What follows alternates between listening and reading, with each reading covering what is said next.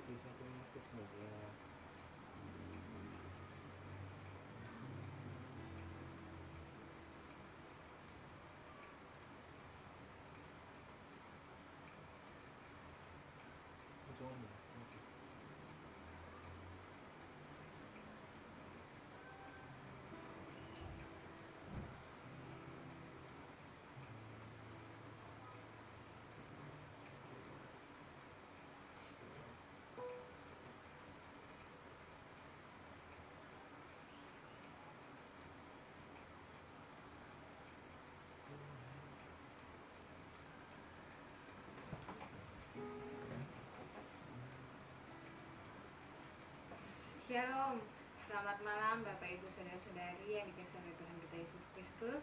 Senang sekali malam hari ini kami bisa berjumpa kembali dengan saudara-saudari yang ada di mana saja dalam acara Malam yang Mengubahkan. Kami percaya bahwa malam ini bukanlah malam yang seperti biasanya, tetapi kita akan bersama-sama merasakan lawatan Tuhan melalui pujian, penyembahan teristimewa melalui kebenaran firman Tuhan yang akan disampaikan. Untuk itu saya mengajak setiap kita, mari kita mau bersama-sama datang kepada Tuhan. Kita mau fokuskan hati dan pikiran kita mau memberikan yang terbaik kepada Tuhan, dan kita siap untuk mengalami lawatan Tuhan. Kita mau sama-sama datang kepada Tuhan dengan kerendahan hati. Kita mau katakan bersama, saatku menyembah.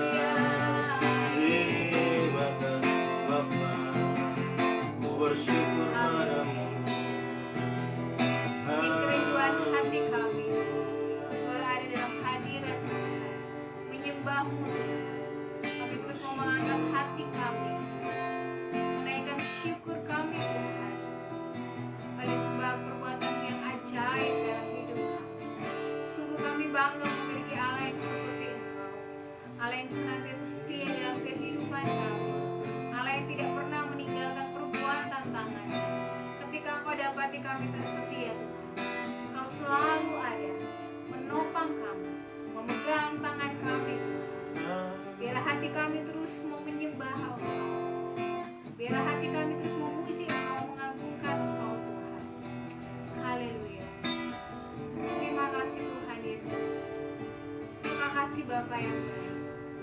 Haleluya Yesus. Terima kasih Tuhan. Kita mau bersama-sama terus menyembah Dia. Jangan biarkan saudara hanya menjadi penonton saja. Tapi mari alami lawatan Tuhan di malam hari. Melalui ibadah kami malam hari. Ya, terima kasih.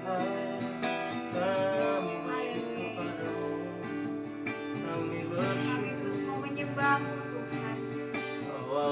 Hadirat-Mu lebih lagi Tuhan. Kami percaya saat ini Roh-Mu bekerja Bapa. Haleluya Yesus. Mari kita mau bersama-sama mengagungkan Tuhan. Kita mau angkat pujian ini dari awal kembali. Saat Ku menyembah, biar ini menjadi doa kita, menjadi kerinduan kita. Saat menyembah-Mu,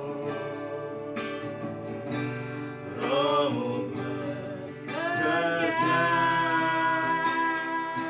Saat Ku memuji, Saat memuji-Mu, Kau bertata di atas pujian. Ku angkat hatiku, ku pandang kekudusan-Mu. Saat ku sembah, ku puji-Mu, ku rasakan kehadiran-Mu Tuhan. Ku angkat hatiku, ku pandang kekudusan-Mu. Saat ku sembah, ku puji-Mu, ku rasakan kehadiran-Mu Tuhan. Ku rasakan kehadiran-Mu Tuhan. Ku rasakan kehadiran-Mu Tuhan. haleluya. Haleluya. Kami rasakan kebaikan-Mu Bapa. Haleluya. Terima kasih Bapa. Kau Allah ajaib, Kau Allah yang besar. Terima kasih buat kasih setia-Mu di dalam setiap hidup kami. Haleluya.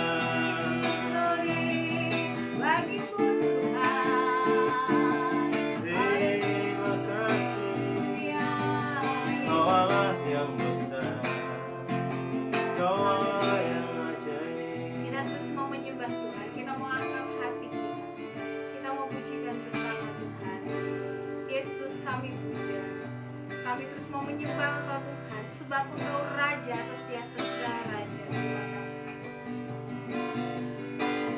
Yesus, kami puja, Kami sembah sebagai Raja. berdiri di tengah kami, ditinggikan dan dipuji.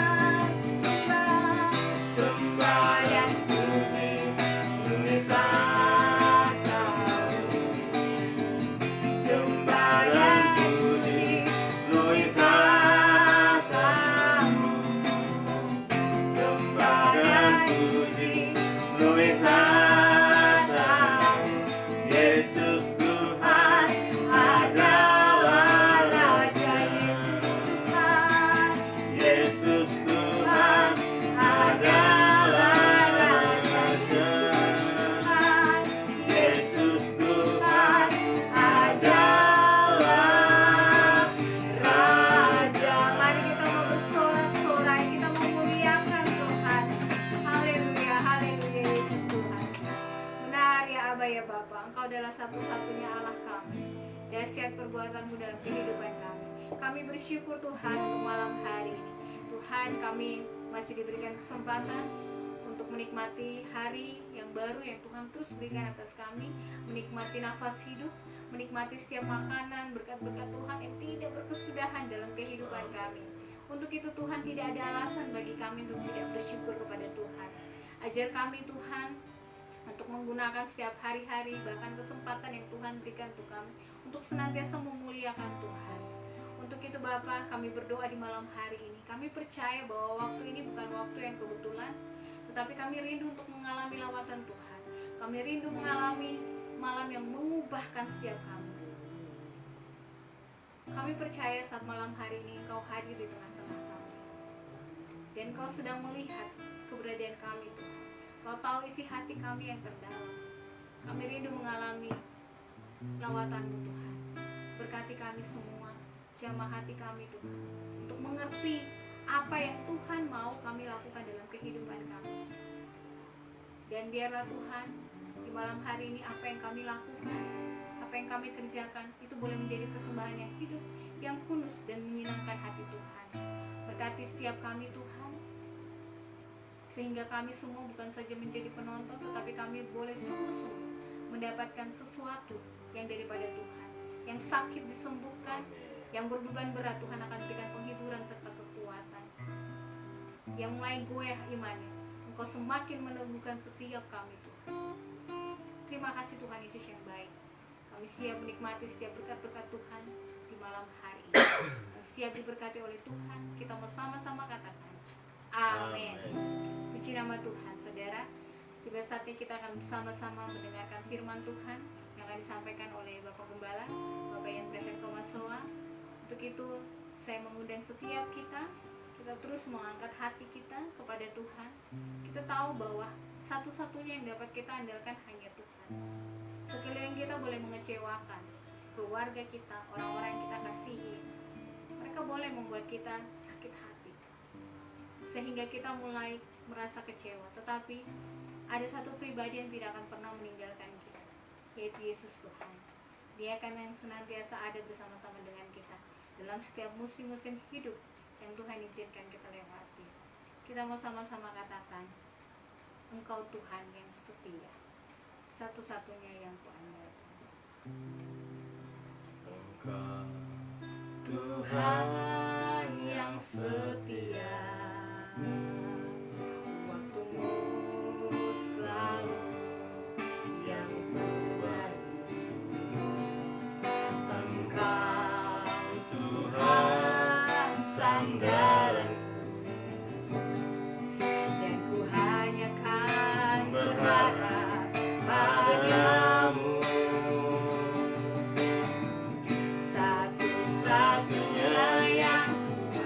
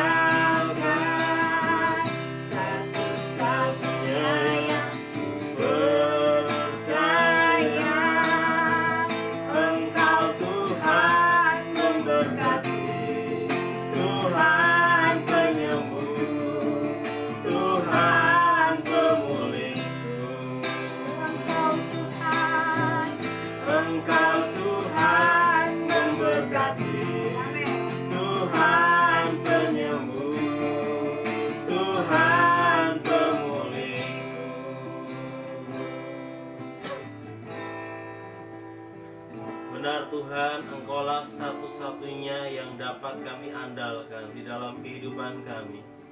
Kami tidak bisa mengandalkan dunia ini, kami tidak bisa mengandalkan harta kami tidak bisa mengandalkan jabatan kami, orang tua kami, bahkan pasangan kami. Yang hanya dapat kami andalkan hanya Engkaulah Tuhan yang tidak pernah mengecewakan dalam kehidupan kami. Mari Tuhan, Kau berbicara buat kami semua dimanapun kami berada, agar kami sungguh-sungguh mengerti akan setiap kebenaran firman Tuhan. Dan biarlah kami menyiapkan hati kami yang terbaik untuk siap ditaburi oleh kebenaran firman Tuhan. Dan urapi hamba-Mu untuk boleh menyampaikan setiap kebenaran firman Tuhan di malam hari ini. Di dalam nama Tuhan Yesus kami berdoa. Amin. Ya, shalom jemaat Tuhan dimanapun Anda sedang berada di saat ini. Kita akan sama-sama belajar kebenaran firman Tuhan lewat Ulangan pasal yang ke-25 ayat 13 sampai dengan ayat yang ke-16. Ulangan 25 ayat yang ke-13 sampai dengan ayat yang ke-16. Mari Bapak Ibu Saudara dimanapun Anda sedang berada, yang sedang menyaksikan siaran malam yang mengubahkan, mari siapkan Alkitab Saudara supaya kita bisa menyimaknya bersama-sama. Dan saya percaya bahwa di malam hari ini setiap kita akan diubahkan oleh Tuhan. Saya akan membacakan firman Tuhan buat kita semua. Ulangan pasal 25 ayat 13 sampai dengan ayat 16. Janganlah ada di dalam pundi-pundimu dua macam batu timbangan yang besar dan yang kecil. Janganlah ada di dalam rumahmu dua macam eva, yang besar dan yang kecil. Haruslah ada padamu batu timbangan yang utuh dan tepat.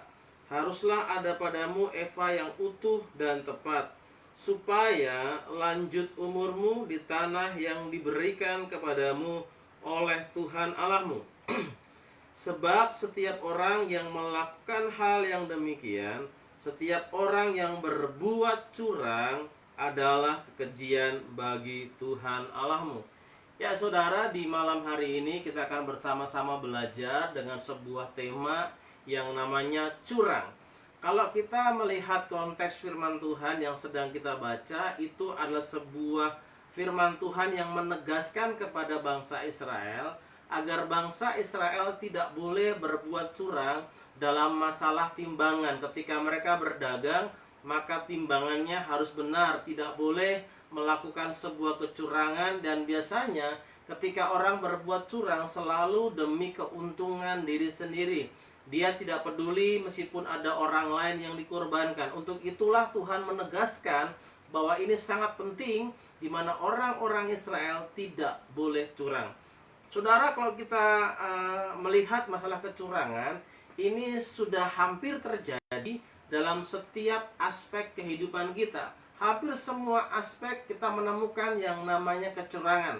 Tadi saya katakan bahwa Tuhan menegaskan bahwa dalam hal berdagang kita tidak boleh curang. Ternyata masalah kecurangan dalam perdagangan itu tidak hanya terjadi pada zaman atau masa yang lampau, tetapi di zaman sekarang saja masih banyak kita temukan bagaimana praktek-praktek perdagangan yang curang. Ketika kita membeli sesuatu, maka pedagangnya sudah menyiapkan timbangan yang tidak benar. Kadang-kadang menaruh besi di bagian bawah timbangan supaya seolah-olah dia sudah 1 kilo, padahal belum 1 kilo. Itu adalah bentuk-bentuk kecurangan yang bisa kita temukan. Dan biasanya ini sering terjadi di pasar. Atau mungkin juga ketika kita membeli bensin, saudara, kita membeli dengan harga tertentu. Contoh, kita membeli dengan harga 10.000, tapi sebenarnya di dalam meteran itu tidak sesuai dengan apa yang kita terima, karena mereka sudah mengaturnya. Atau juga kita sering menemukan, bahkan juga melihat di televisi, bagaimana ada banyak pedagang-pedagang makanan yang berbuat curang, di mana mereka menggunakan bahan-bahan yang tidak sehat, yang tidak higienis, hanya demi mendapatkan keuntungan sebanyak-banyaknya. Mereka tidak sadar bahwa bahan-bahan yang mereka gunakan sangat membahayakan para konsumen yang membeli makanan yang mereka jual. Kita melihat ada yang menggunakan pewarna makanan, ada yang menggunakan bahan pengawet yang tidak diizinkan. Itu semua adalah praktek-praktek kecurangan, dan tujuan akhirnya adalah untuk mendapatkan harga atau mendapatkan keuntungan yang begitu besar. Bahkan beberapa waktu lalu sempat viral, saudara, ada sebuah bentuk namanya praktek kecurangan, di mana ini dilakukan oleh warung makan, di mana itu warung makan transit, dan ada orang-orang baru yang datang untuk makan di tempat itu. Dan penjual makanan itu mulai menaikkan harga yang sangat tidak wajar. Makan yang seharusnya mungkin 25.000, saudara, bisa dijual dengan harga 300.000. Itu sebuah bentuk kecurangan, karena melihat bagaimana orang yang membeli tidak bertanya harganya dan lain sebagainya, dan dia memanfaatkan kesempatan itu, momen itu untuk berbuat curang. Supaya apa? Supaya mendapatkan keuntungan yang besar. Bahkan, saudara, praktek kecurangan bukan hanya terjadi di dalam dunia perdagangan. Dalam dunia pendidikan pun juga kita sering menjumpai bagaimana anak-anak ketika ujian, mereka ingin mendapatkan nilai yang tinggi, maka mereka berbuat curang, di mana mereka menyontek atau bikin contekan, saudara. Ketika gurunya lengah, maka dengan secepat mungkin mereka akan melihat contekan mereka untuk bisa menjawab setiap soal-soal.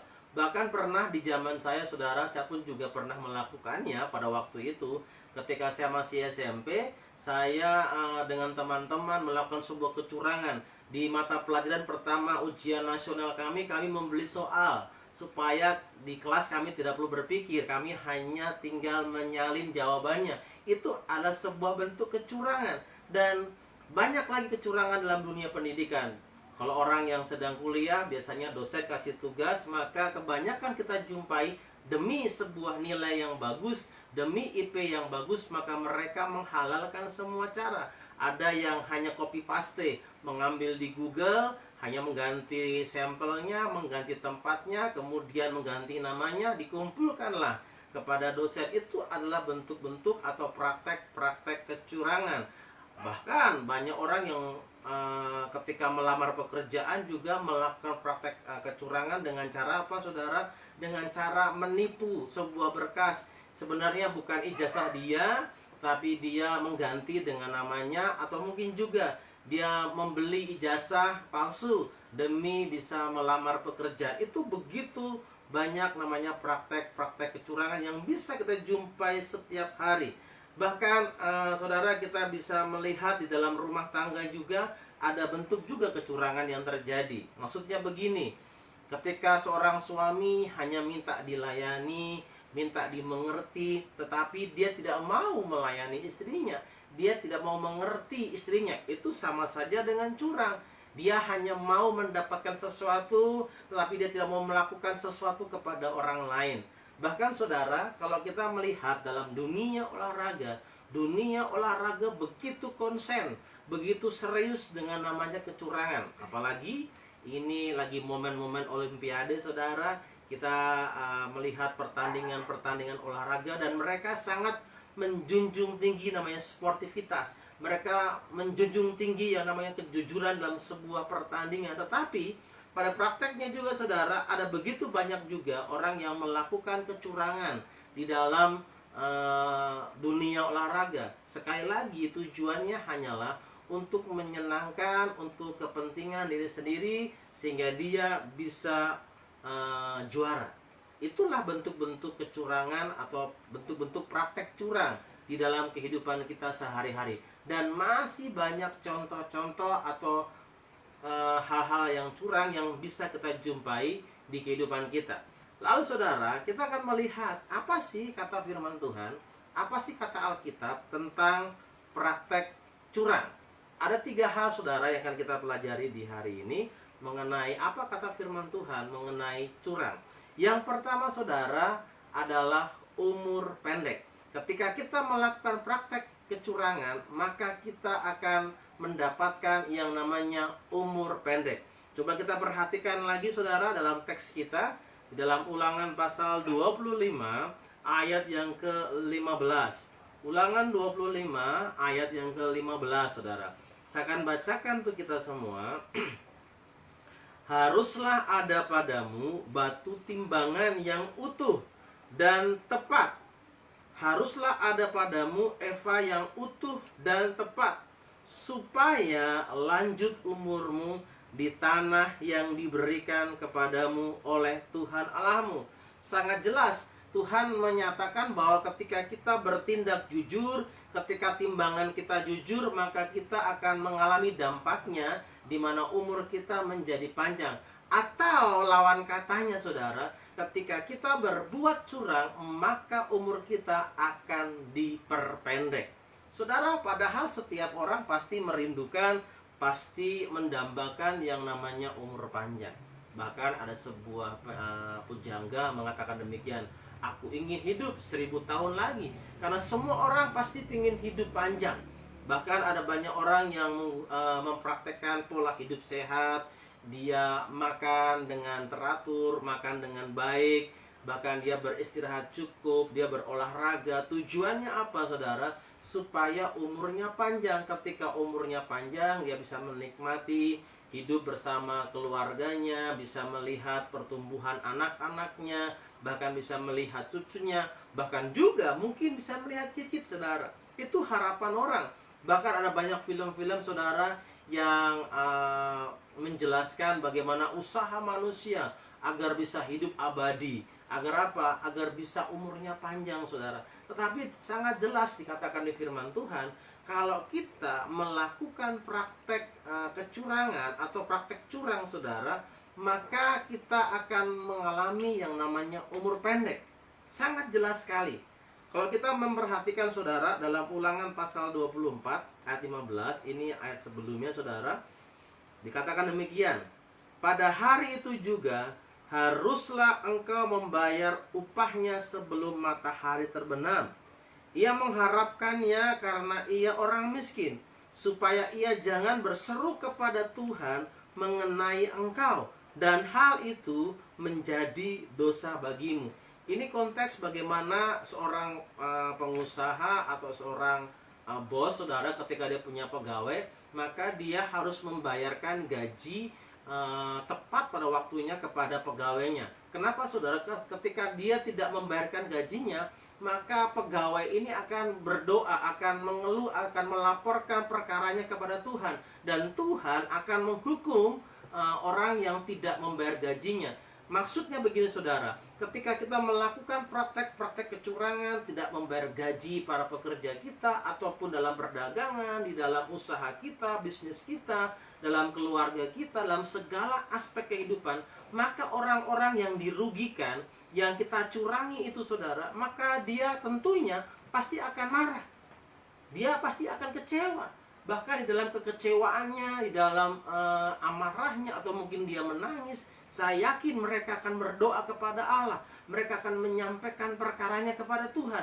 Mereka akan menyampaikan keluh kesahnya, sakit hatinya kepada Tuhan.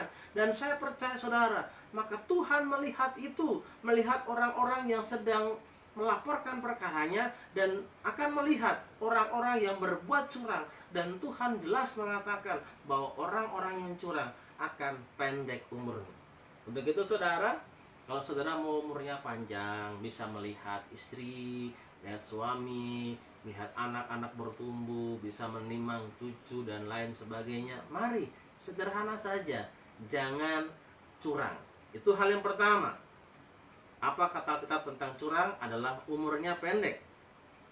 Hal yang kedua, apa kata Alkitab tentang curang? Hal yang kedua adalah kekejian bagi Tuhan. Coba perhatikan, saudara, Ulangan 25 ayat yang ke-16. Sebab setiap orang yang melakukan hal yang demikian, maksudnya hal curang, setiap orang yang berbuat curang adalah kekejian bagi Tuhan Allahmu. Wow, saudara, sangat jelas Alkitab mengatakan ketika kita berbuat curang, maka itu sesuatu kekejian bagi Tuhan. Artinya Tuhan tidak suka, Tuhan membenci, Tuhan sangat antipati dengan yang namanya orang-orang yang curang. Bahkan dalam Yehezkiel 28 ayat 18 ditegaskan mengenai kecurangan. Dengan banyaknya kesalahanmu dan kecurangan, saya ulang lagi, dalam Yehezkiel 28 ayat 18, demikian bunyi firman Tuhan. Dengan banyaknya kesalahanmu dan kecurangan dalam dagangmu, engkau melanggar kekudusan tempat kudusmu. Maka aku menyalakan api dari tengahmu yang akan memakan habis engkau, dan kubiarkan engkau menjadi abu di atas bumi di hadapan semua yang melihatmu. Saudara, Tuhan tidak main-main dengan yang namanya kecurangan. Ketika kita melakukan kecurangan, itu kekejian bagi Tuhan. Kenapa, saudara? Karena itu telah melanggar kekudusan, melanggar sesuatu yang dihargai Tuhan. Tuhan sangat menghargai dengan yang namanya kejujuran. Saudara, Tuhan sangat menghargai itu. Dan Tuhan mau kita melakukan sesuatu yang benar. Kalau iya, katakan iya. Tidak, katakan tidak. Kalau benar, katakan benar. Salah, katakan salah. Artinya bahwa dalam kita melakukan segala sesuatu, tidak boleh kita melakukan sebuah kecurangan. Khususnya, saudara, Tuhan memberikan sebuah perumpamaan tentang hal berdagang. Makanya dalam hal berdagang kita tidak boleh curang. Namanya cari untung itu wajar, saudara. Tetapi ketika kita menghalalkan semua cara dan mengorbankan namanya pelanggan atau konsumen, maka itu sesuatu yang salah dan itu namanya curang. Untuk itu, saudara, mari kita harus bertindak jujur di mana saja. Di dalam rumah tangga kita, suami harus jujur kepada istri, istri jujur kepada suami, orang tua jujur kepada anak-anak, anak-anak jujur kepada orang tua. Dan demikian juga ketika kita sedang berdagang, kita juga harus sampaikan jujur kepada para konsumen. Kalau seandainya mungkin kita jualan roti, saudara, contoh jualan roti, konsumennya bertanya, ini barangnya baru atau sudah lama? Kalau memang barang itu barang yang lama atau sudah 1 hari, 2 hari, saudara, kita mesti menyampaikan dengan jujur.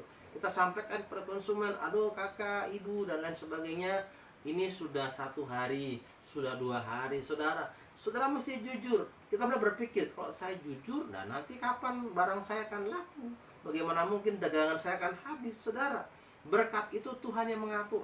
Kalau kita jujur, maka Tuhan senang, dan saya percaya Tuhan akan melimpahkan berkatnya kepada kita. Tapi kalau kita curang, kita bisa menggunakan semua cara untuk naik jabatan, menjatuhkan orang lain, dan lain sebagainya. Dengar baik-baik, itu kekejian bagi Tuhan. Dan itu sudah melanggar kekudusan Tuhan. Itu hal yang kedua, saudara. Mengenai apa kata Alkitab mengenai curang. Yang pertama, umurnya pendek. Yang kedua, itu kekejian bagi Tuhan. Hal yang terakhir, saudara. Apa kata firman Tuhan mengenai curang? Hal yang ketiga, mengalami kehancuran. Setiap orang-orang yang melakukan praktek kecurangan akan mengalami kehancuran dalam kehidupannya. Saya akan bacakan di dalam Amsal 22 ayat 8, dan kita juga akan melihat dalam Yehezkiel tadi, Yehezkiel 28 ayat 18. Amsal 22 ayat yang ke-8. Orang yang menabur kecurangan akan menuai bencana, dan tongkat amarahnya akan habis binasa. Saya ulang lagi, orang yang menabur kecurangan akan menuai bencana, dan tongkat amarahnya akan habis binasa. Saudara, ketika kita melakukan praktek curang, jangan berpikir kita akan mendapatkan untung. Memang benar, awalnya kita akan mendapatkan untung yang besar. Apalagi seperti yang saya sampaikan tadi di awal, ada orang yang jualan makanan di tempat yang baru, kemudian ada pelanggan baru datang, dia naikkan harganya di luar batas kewajaran. Mungkin dia untung 200.000, setengah juta saat namanya proses penjualan. Tapi ingat baik-baik, ketika kau curang, maka sebenarnya itu awal kehancuranmu. Yesaya mengatakan kau akan dibakar habis menjadi abu, saudara. Maksudnya begini, contoh, ketika saya sebagai seorang konsumen, saya belanja sesuatu dan saya tahu, oh ternyata ini timbangannya salah. Saya beli 1 kilo, saya pulang, saya ukur lagi di rumah dengan timbangan sendiri, kok ternyata hanya 900 gram, bukan 1000 gram, saudara. Kemudian saya akan berkata, ini pertama kali dan terakhir kali saya akan belanja ke tempat itu. Dan bukan hanya itu saja, saya pasti akan menceritakan kepada orang-orang dan menasihatkan kepada teman-teman, sahabat, dan lain sebagainya. Atau mungkin juga saya akan posting ke media sosial supaya jangan beli di tempat itu. Supaya apa? Supaya mereka juga jangan mengalami situasi dirugikan, saudara. Dan saya percaya lama-kelamaan maka toko itu akan rugi. Dan lama-kelamaan toko itu akan hancur. Bahkan bisa jadi dia akan gulung tikar. Apapun yang kau lakukan dalam hal kecurangan, engkau akan rugi, engkau akan hancur. Mungkin ketika engkau sekolah, saudara, engkau suka copy paste, engkau suka menyontek, nilaimu bagus, IP-mu bagus, bahkan mungkin cum laude, saudara. Tetapi permasalahan, saudara, otak saudara tidak teruji. Ketika saudara bekerja, melamar pekerjaan, saudara diwawancara, saudara ditolak. Kenapa? Karena ternyata antara nilai ijazah dengan realita berbeda. Dan akhirnya kita sendiri yang rugi, saudara. Lama-kelamaan hidup kita akan hancur. Saudara, saat ini kita baru saja mendengar cerita ataupun kisah yang masih segar tentang Olimpiade. Kemarin kita punya atlet dari Indonesia, dari cabang angkat besi, mendapatkan perunggu. Ternyata, saudara, ketika selesai pertandingan ada sebuah kabar di mana atlet Cina yang bernama Hao Sihui diisukan menggunakan doping, saudara. Dan seandainya doping ini benar-benar terbukti, maka atlet dari Cina ini akan kehilangan gelarnya, gelar peraknya, saudara. Dan gelar perak itu akan diberikan kepada atlet dari Indonesia. Dan bukan hanya dia kehilangan gelarnya, saudara, maka dia pun akan terancam dengan sanksi yang begitu berat. Ada sebuah kisah, saudara, tentang seorang atlet juga. Dia seorang atlet sepeda yang begitu terkenal. Kalau saudara suka sepeda, pasti mengenal namanya Lance Armstrong. Dia sering kali juara dalam sebuah perlombaan Tour de France, saudara. Dia sangat sering juara dan namanya sangat-sangat melegenda. Tetapi setelah setelah juara beberapa kali, kemudian ketahuan, saudara, ternyata dia menggunakan doping. Saudara, dia melakukan praktek kecurangan, dia menggunakan doping supaya dia juara, dan benar dia juara. Tetapi ketika kecurangannya tercium, di mana dia ketahuan menggunakan doping, apa yang terjadi? Semua gelarnya yang dia dapat bertahun-tahun lamanya, ada beberapa gelar, saudara, yang dia dapatkan, itu semuanya diambil. Semuanya diambil dari Lance Armstrong. Bukan hanya itu saja, saudara. Semua yang namanya sponsor, semua yang namanya usaha-usaha, itu semua diambil daripadanya. Dan akhirnya, saudara, dia benar-benar hancur dalam karirnya, dalam bersepeda. Hanya karena apa? Hanya karena dia curang. Hanya karena dia tidak jujur dalam berolahraga. Pesannya apa, saudara? Ketika kita melakukan praktek yang curang, maka cepat atau lambat pasti hidup kita akan hancur. Untuk itu saya mengajak kita, Tuhan sudah menegaskan kepada kita di malam hari ini, kepada bangsa Israel, supaya bangsa Israel tidak boleh melakukan tindakan curang. Dan saya percaya dalam segala sesuatu yang sedang kita kerjakan, dalam pekerjaan kita, janganlah kita melakukan kecurangan. Jangan hanya karena jabatan kita mencoba melakukan kecurangan dengan cara menjatuhkan teman kita. Kita mulai cari muka supaya kita diangkat, tapi kita sudah melakukan praktek yang tidak benar. Karena itu kekejian bagi Tuhan. Untuk itu, saudara, di malam hari ini mari kita minta Tuhan untuk selidiki hati kita. Apakah kita sungguh-sungguh melakukan kecurangan, atau kita menjadi orang yang jujur di dalam kehidupan kita sehari-hari. Selidiki aku, selidiki aku, lihat hatiku, apakah ku sungguh mengasihi Yesus, Kau yang Maha tahu dan menilai hidupku. Ada yang tersembunyi bagi telah kulihat kebaikanmu yang tak pernah habis di hidupku. Ku berjuang sampai akhirnya Kau dapati aku tetap setia.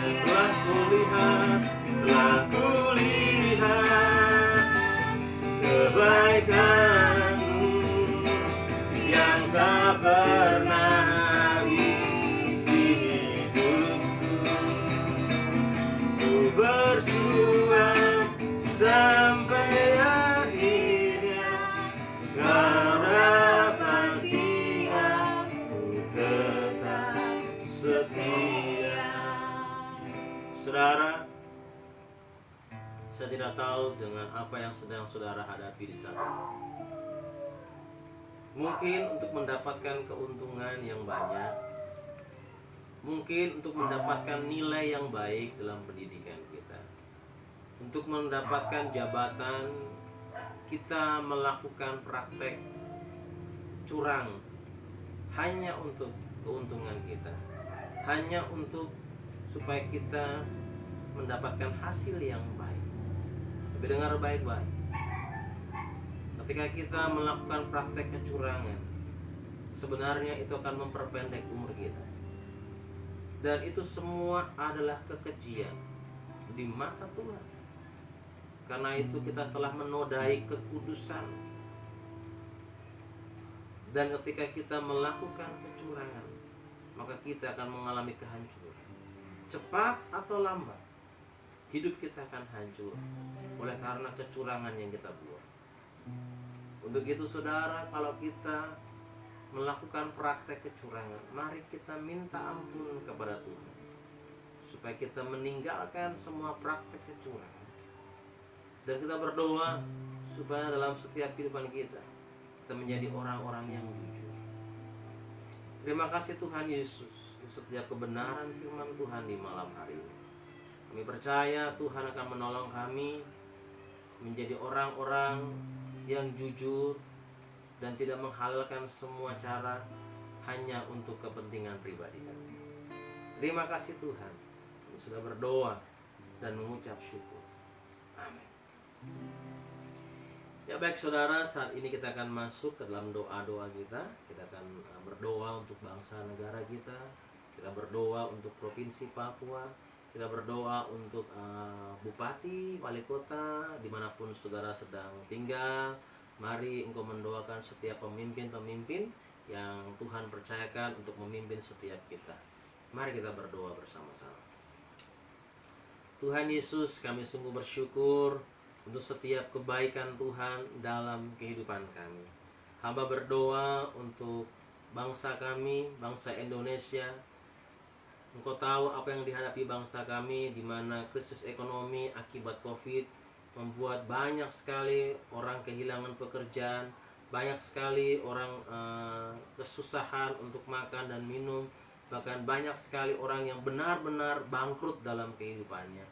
Untuk itu hamba berdoa, kiranya Tuhan menolong Pak Presiden, Pak Jokowi, Pak Wakil Presiden, setiap menteri, dan semua orang yang punya kewenangan dalam mengambil sebuah keputusan. Biarlah ketika mereka sedang melakukan sebuah rapat pengambilan keputusan, roh takut akan Tuhan, hikmat yang datang daripada Tuhan, Tuhan berikan kepada mereka semua, sehingga setiap kebijakan, setiap keputusan yang mereka ambil semua bisa berpihak kepada masyarakat, secara khusus masyarakat tingkat bawah. Kami juga berdoa kiranya Tuhan juga menolong untuk tenaga-tenaga medis dan juga kebijakan-kebijakan untuk menekan penyebaran COVID-19. Kiranya Tuhan menolong mereka semua supaya usaha itu boleh berhasil, dan Tuhan juga menolong para nakes supaya mereka dilindungi dari setiap paparan COVID-19. Kami juga berdoa untuk setiap orang yang sedang terpapar, kiranya Tuhan sembuhkan mereka di dalam nama Tuhan Yesus. Kami juga berdoa Tuhan dalam situasi yang tidak mengenakan yang menimpa bangsa ini, biarlah bangsa ini datang kepada Tuhan, memohon kepada Tuhan, karena Engkaulah satu-satunya tempat berlindung. Engkau satu-satunya tempat yang bisa memberikan jawaban. Untuk itu kami percaya lewat peristiwa ini nama Tuhan akan dipermuliakan. Kami percaya lewat peristiwa ini akan ada banyak orang datang kepadamu dan mengaku Engkau sebagai Tuhan dan Juru Selamat pribadi mereka. Terima kasih juga untuk Provinsi Papua yang sebentar lagi akan mengadakan PON. Kiranya Tuhan menolong untuk setiap kesiapan-kesiapan yang sedang dilakukan. Kiranya Tuhan memberkati supaya semuanya boleh berjalan dengan baik, sehingga ketika PON berlangsung semuanya boleh berjalan sebagaimana mestinya. Kami juga berdoa kiranya kami sebagai tuan rumah bisa memberikan kesan yang baik kepada setiap tamu, setiap atlet yang datang di tanah Papua. Kami juga berdoa biarlah ketika para atlet yang datang dari luar datang ke Papua, mereka bisa melihat kebesaran Tuhan, bahkan mereka bisa melihat Tuhan dan berjumpa dengan Tuhan di tanah Papua. Kami juga berdoa ke Pak Gubernur yang dalam proses pemulihan, kiranya Tuhan sembuhkan Pak Lukas NMB di dalam nama Tuhan Yesus. Berdoa untuk Pak Wali Kota, Pak Ben-Hur Tomimano, Bapak Bupati, Bapak Matu Sawaito, biarlah Tuhan senantiasa memberkati. Bahkan juga untuk setiap kebijakan-kebijakan yang sedang diambil, biarlah Tuhan menolong supaya kebijakan itu sungguh-sungguh berpihak kepada rakyat. Kami juga berdoa Tuhan Yesus untuk setiap ikatan-ikatan dosa yang membelenggu setiap orang, baik dalam perzinahan, narkoba, miras, bahkan juga keterkaitan dengan kuasa kegelapan. Saat ini kami berdoa, kami patahkan kuasanya di dalam nama Tuhan Yesus. Kami juga berdoa untuk setiap orang yang sedang menyaksikan siaran ini yang sedang sakit. Kami berdoa di dalam nama Tuhan Yesus, Tuhan sembuhkan mereka. Bahkan juga setiap orang yang sedang menyaksikan siaran ini yang punya pergumulan, yang punya beban, kami berdoa kiranya Tuhan menolong mereka supaya mereka boleh mengalami kemenangan demi kemenangan di setiap masalah yang sedang mereka hadapi. Terima kasih Tuhan Yesus, terima kasih Roh Kudus. Kami juga berdoa setiap anak-anak Tuhan di belahan dunia lain yang menderita karena iman mereka. Tuhan kuatkan mereka supaya mereka terus berpegang kepada iman mereka. Dan kami percaya hidup mereka akan mengubahkan banyak orang di sekitar mereka. Di dalam nama Tuhan Yesus kami sudah berdoa dan mengucap syukur. Haleluya. Amin. Ya, puji Tuhan saudara, kita sudah ada di penghujung acara Malam yang Mengubahkan. Kita akan berjumpa kembali di hari Kamis yang mendatang di jam yang sama, jam 8 malam. Dan saya percaya bahwa di hari ini kita telah diubahkan lewat puji-pujian, lewat kebenaran firman Tuhan dan setiap doa-doa kita. Mari kita akan mengakhiri ibadah kita di malam hari ini. Kita mau katakan, kami memuji kebesaran. Kami memuji kebesaran-Mu, ajaib Tuhan, ajaib Tuhan. Kami memuji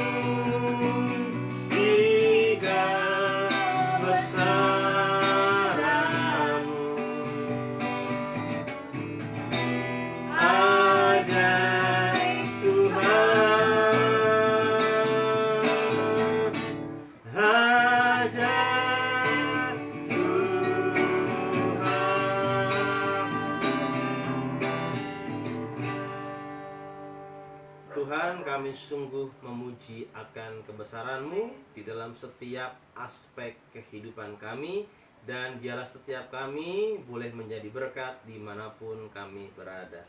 Hamba berdoa kiranya Tuhan memberkati setiap kami, Tuhan memberkati setiap pertumbuhan rohani kami, Tuhan memberkati pendidikan kami, Tuhan memberkati pekerjaan kami, bahkan Tuhan memberkati keluarga kami. Amin. Kiranya kasih karunia daripada Allah Bapa dan kasih sayang daripada Tuhan Yesus Kristus serta penyertaan daripada Roh Kudus menyertai kita dari hari ini sampai selama-lamanya. Mari semua katakan amin.